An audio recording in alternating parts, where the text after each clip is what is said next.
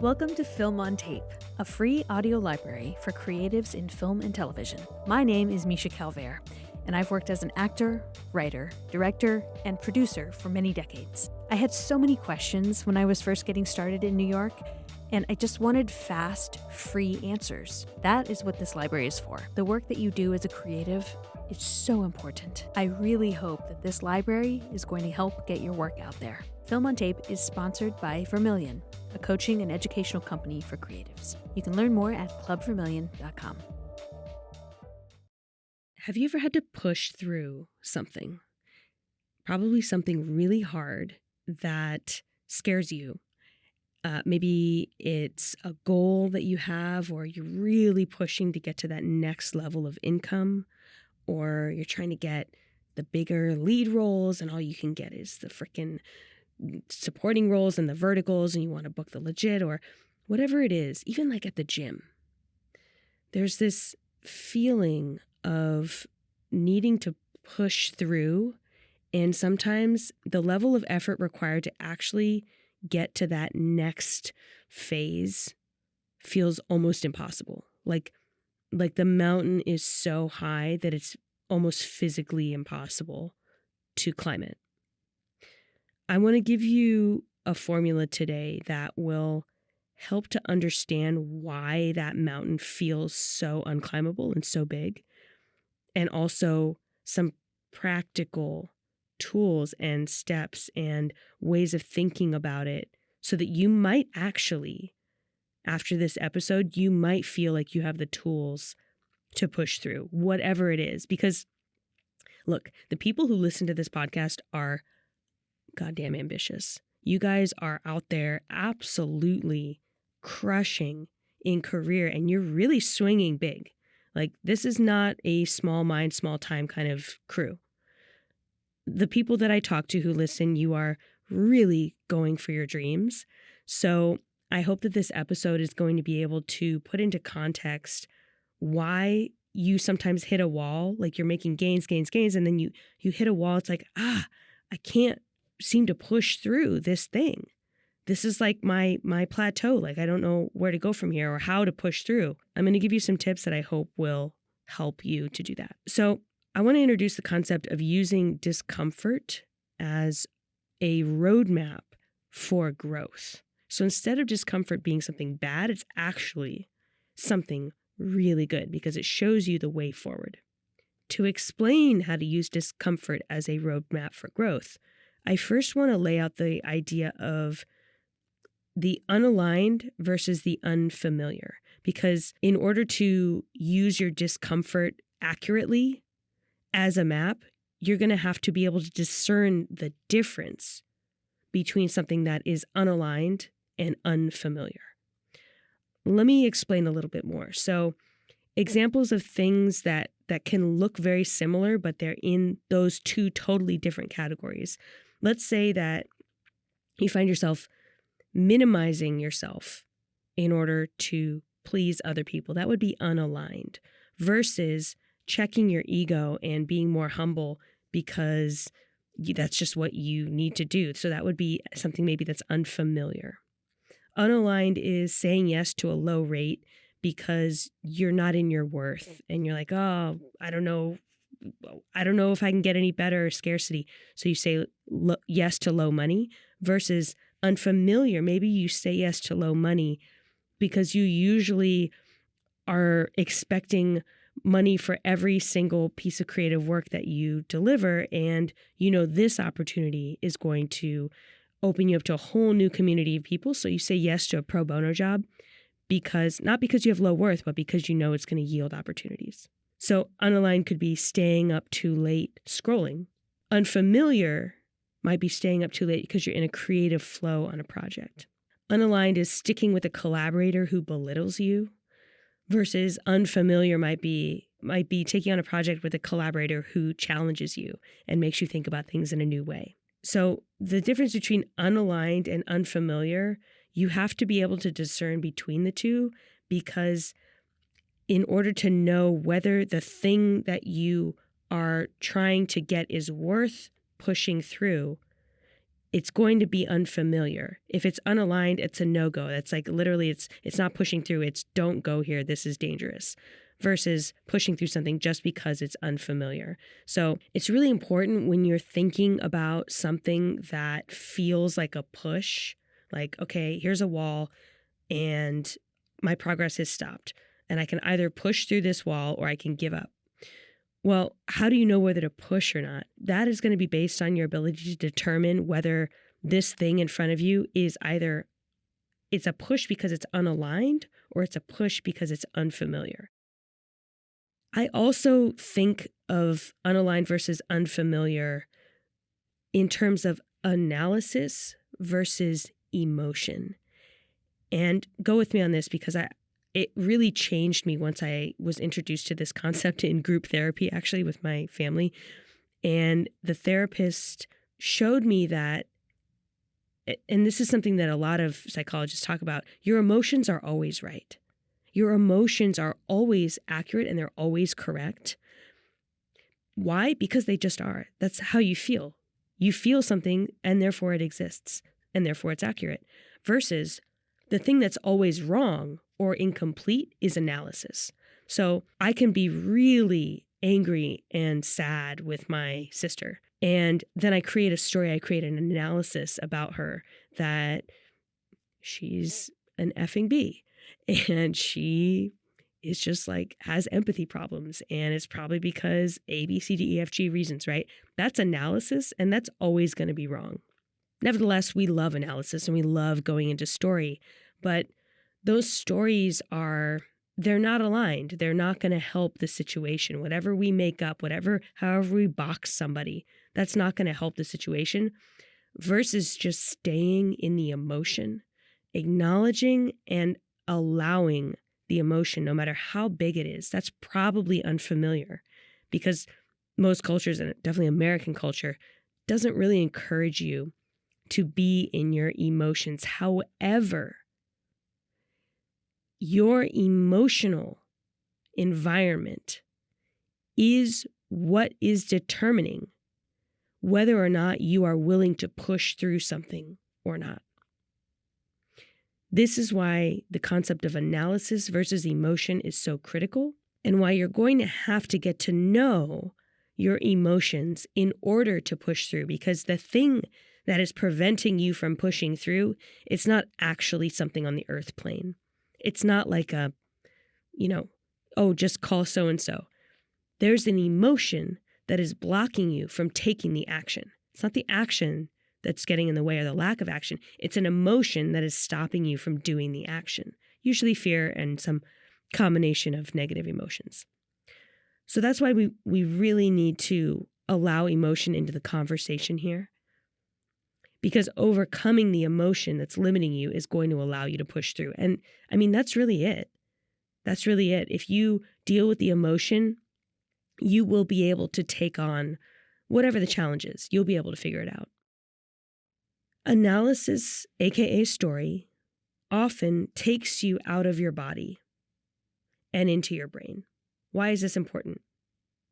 Because in order for you to discern whether something is just unaligned or if it's unfamiliar, you're going to have to check in with your body.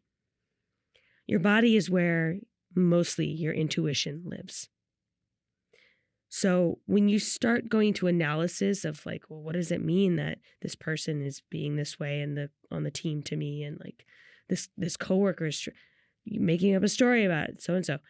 When you start to do that, you move out of your body and into your brain, and you lose touch with your intuition. Part of cultivating that discernment is starting to get comfortable staying in your body when there's something new or uncomfortable going on, and allowing yourself to have emotional reactions. Allowing the emotion. Not going up into story, the who, what, when, where, why. Stay in the emotion. Because the emotion is going to be the key to unlocking the overcoming of the fear to push through. Here are the 7 steps to pushing through. I am so excited to tell you that I'm launching a brand new slate of classes that are incredibly helpful on my website. Some of the classes include on-camera acting technique and how to self-produce your own film, actor self-care, which is something that nobody talks about, and how to write a feature film in 10 days, which I'm going to teach you how I did it and how you can do it too. And believe me when I say I poured my heart into these courses. Go to clubvermillion.com. I am so excited about this website. I can't wait to work with you. And thanks for going with me on this lengthy preamble, because I want you to understand how everything fits together so that you can literally just rip through these 7 steps. You could probably do all 7 steps in 5 minutes and find the courage to go after the thing that needs to be pushed through, like at the end of 5 minutes. So let's see if you feel like you can push through when I'm done with these 7. Step number 1, you need to discern the way forward. What does that mean? It means, let's say you have a goal. Maryam, what's the goal? To be a DP. To be a DP. And what's the immediate goal? Work with people who know what they're doing. Yeah, it was just a little intimidating, right? That is a big push. But step number 1 is just to discern, which we just did in like 3 seconds back and forth. DP, okay, the way forward, work with people who are like advanced and start to get on set more and more. So that's step number 1. Step number 2 is sense the unfamiliarity and try to like identify what exactly is it about this that gives me an unfamiliar feeling. Oh, it's contacting a bunch of people that I don't know and like cold pitching myself to be on their set and also to like hire me, even though they have no reason to hire me potentially, trying to convince them to hire me, all the while maybe a little bit feeling like a fraud or out of my depth. So, okay, that's the unfamiliarity. Got it. Step number 3 is feel in your body. Where's the emotion? So when you think about taking that step, okay, I feel a little flutter in my stomach. I feel my heart starting to race at the thought of picking up the phone. I feel maybe a little like light on my feet, like maybe even a little dizzy. So where do you feel in your body? And then name it and describe the emotion. So for you, Maryam, what emotion might that be? Like anxiety. Anxiety, okay. And where do you feel it in your body? My chest. Your chest. Anywhere else? It's like concentrated. Like a clenching? Any other emotions that you can name? Excitement. Excitement, yeah. Nervousness. Mm-hmm. And so if you keep drilling down and like chipping away, you might find other emotions too. Like in addition to the fear, there might be some anger. Like, why do I have to do this? I should just have opportunities. You know, we start to get into story, but you can look for the emotion or maybe sadness. Like, I should have done this a long time ago, right? Like you can let the story point you to the emotion that you're feeling, but really be with the emotion if you can and name it. Step number 4 is to meet the emotion with deep compassion. So let's say fear. Really allowing the fear to live fully and to be fully present and big and alive, and to love the fear, to love it, and to honor it and say, okay, you're trying to show me something, fear. Thank you. You're trying to teach me something here, or maybe protect me. Like, thank you, fear. I honor you. And, you know, however you want to talk to your own feeling, or you just kind of bask it in your warm, loving presence. Do not ignore the emotion. You must meet it with compassion. Because if you suppress it, it will only get louder. Remember, the emotion is what's stopping you from the forward movement. So once you've met it with compassion, you want to find safety in another person emotionally. That can look like a friend, a lover, your parents, family members, a social circle, but someone who you can really trust to open up to them and they've got you. And psychologists talk about this, where when there's trauma, the amount of damage that you incur from the trauma isn't so much dependent on the severity of the trauma. It's dependent on who you had around you at the time to support you through the trauma. So literally, the scale of injury will depend on, did you have anyone there supporting you and helping you get through it? Because if you did, a really big event might actually only leave a small amount of damage. The same is true of looking at really big goals or really big steps. If you can feel like, okay, no matter what, I've got my best friend here who's going to offer emotional support, and I'll be good. It could all fall apart. I'm still going to be supported. I'm not going to be alone. That goes a long, long way. So you want to try to create that safety in somebody else emotionally. Step number 6 is build safety logically. What is your backup plan? What happens if it fails? Do you have a sort of emergency strategy to get out of it or restore to the status quo? What are you going to do if it works? So if you can create a logical plan for pushing through and what happens if it backfires, you're covered. The brain doesn't like uncertainty, would rather be low-key miserable than go for something that it doesn't know how it's going to pan out. So just run the thought model of, okay, how might this possibly go? And what is my logical plan for approaching this goal that I need to push through? Step number 7 is do it. Do the hard thing. And if you've gone through the previous 6 steps, you're probably going to feel ready to do the hard thing. I don't know, Maryam, you tell me, do you feel a little bit more ready now? Yes. Which of the steps was the most helpful for you? The second. What is the second? Sensing the unfamiliarity. Yes. And naming it. What is unfamiliar about this thing that I have to push through? Incredible.